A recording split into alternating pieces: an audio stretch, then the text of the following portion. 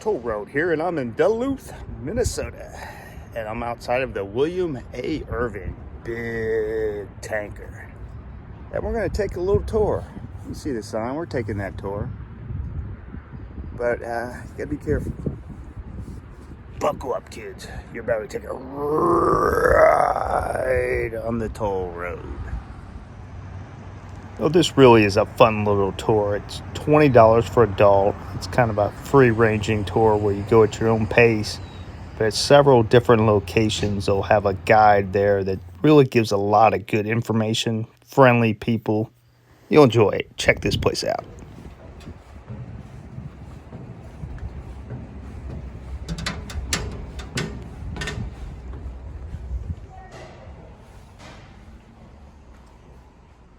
Hollywood has never lied. It's all true stories. Brooklyn Bridge, if you want to do that. Anyway, this is the heart and soul of the old group. This is a place where we give the life when a man is speaking. Up there, those are steam motors. They simply use to steer the boat. Down here are two steam turbine generators. They supply electricity for the boat, i.e. lights, stove, anything on DC current. So which is what any power comes from those two right there. Our steam turbine engine, 2,000 horsepower, straight from the engine, is a single shaft. Operation propeller, 3 blades. On that shaft, that over there, that's a reduction gear. Normally our propulsion is about 5,600 RPM, average about 90 RPM. If we didn't have that, 5,600 RPM. Yeah, I have been told that our propeller show up like some sort of frisbee, and considering the size of this boat and the size of this lake to push a road above car superior, will be somewhat awkward and time consuming. Yes, it would be. I do not recommend the job to anybody unless you want to look like Popeye Sailor Man, and we can arrange it. Again, that's the heart and soul of the old girl. That's the thing you just give her life. All the power. Huh? Right. All right. Let's see. And moving That's on. how you got your big muscles there pulling Right, that. exactly. Let's say we get a call from the old man who wants full ahead in the pie house. The old full steam ahead. Right, they'll take your chabber and bring it down. Full head, aye. They will do it. We will do the same thing after they have done it with theirs.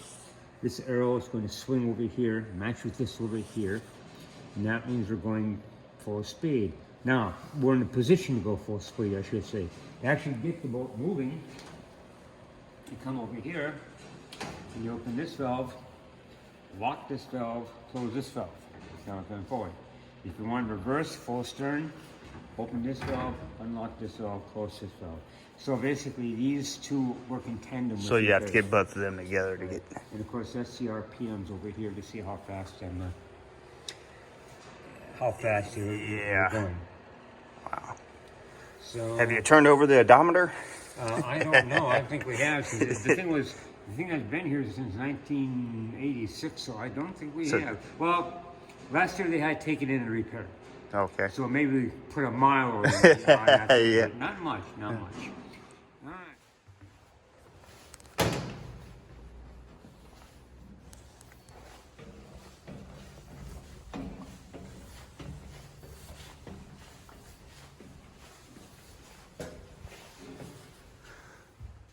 First stainless steel galley on the lakes. Oh, really? Yep. 4 people worked in this area, 2 porters and 2 cooks. The 2 porters did dishes and waited on the crew who were eating. The second cook was a baker. He did fresh breads, pies, cakes, cookies, desserts. And the head cook did the meal planning, the cooking, and the food ordering. How big was the crew on the ship? How many? 32. 32. 32 people, or 32 men.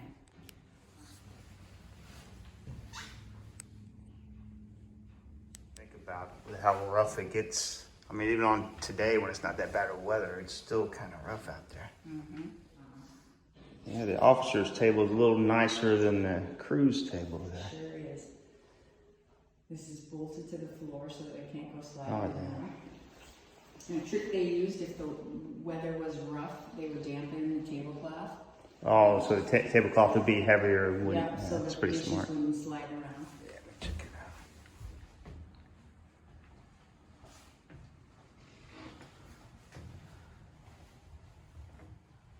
Yeah, getting your own bathroom, that's important. Yeah, definitely nerd and mandatory. authority after the sinking of the Irvin Fitzgerald in 1975. There'd be one per crew member, so there'd be 32 of these on board here.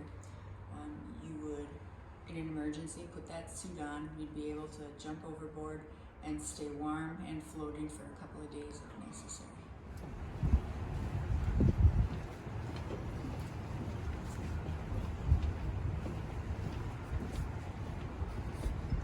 So this part of the ship is called the fantail. The fantail? Fantail.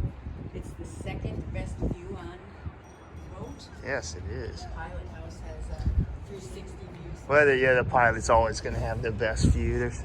With rank comes privilege.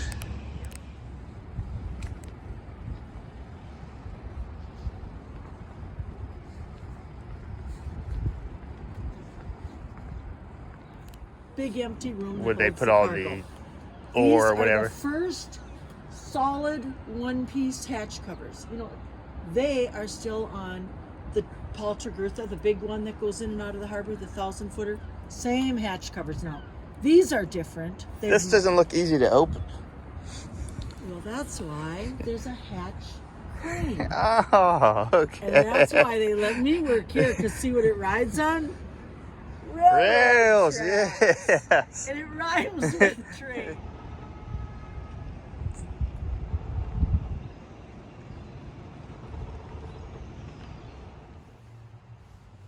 These are ornate.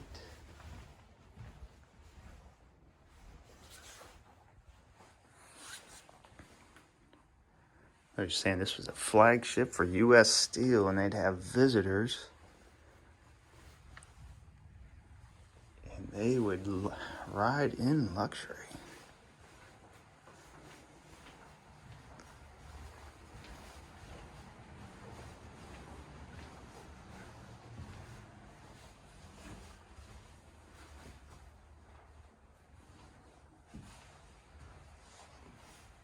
I mean, who would expect a wooden staircase to be in a cargo ship?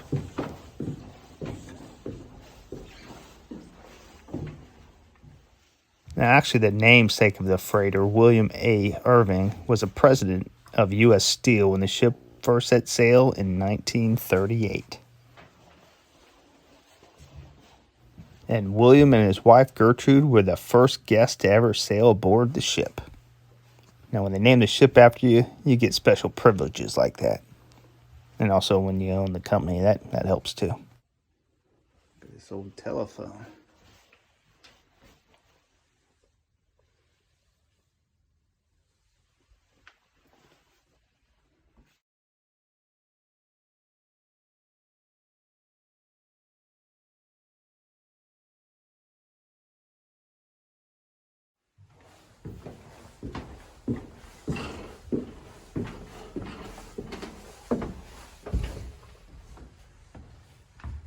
Wow, look at this.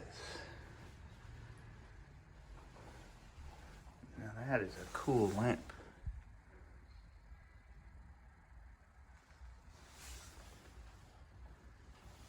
This must be the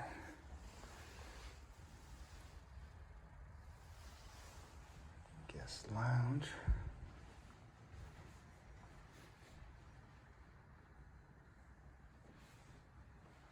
Here's the ship's namesake, William A. Irvin, and his wife, Gertrude. You don't hear the name Gertrude enough anymore. All this wood aboard here, I'm just going to go out on a limb and speculate that termites were not a huge problem out at sea.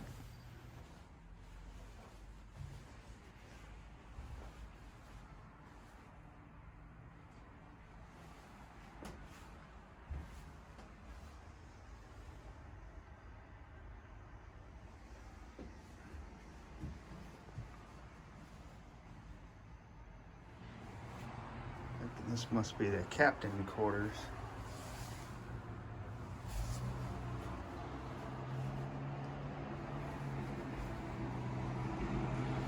Here's a good look down the whole length of the ship, which measured 610 feet. And then my containers you see down there we visited earlier, They can hold up to 14,000 tons of ore. All right, I've reached the top.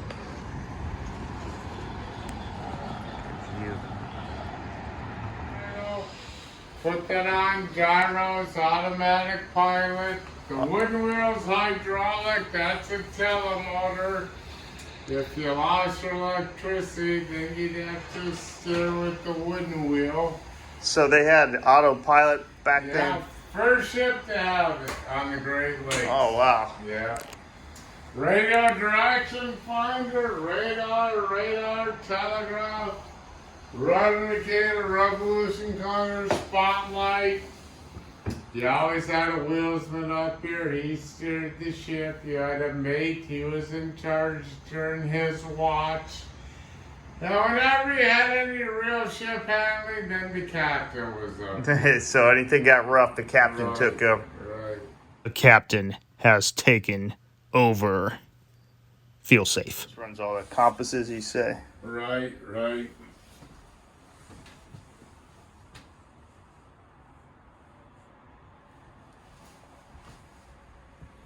It's probably all just. Now, do the modern ones still have something like this, or are they just all GPS? Oh, yeah, you have to have a compass. But all the new ships are pretty much all computers. Yeah, I figured they're probably mostly GPS. All GPS, yeah.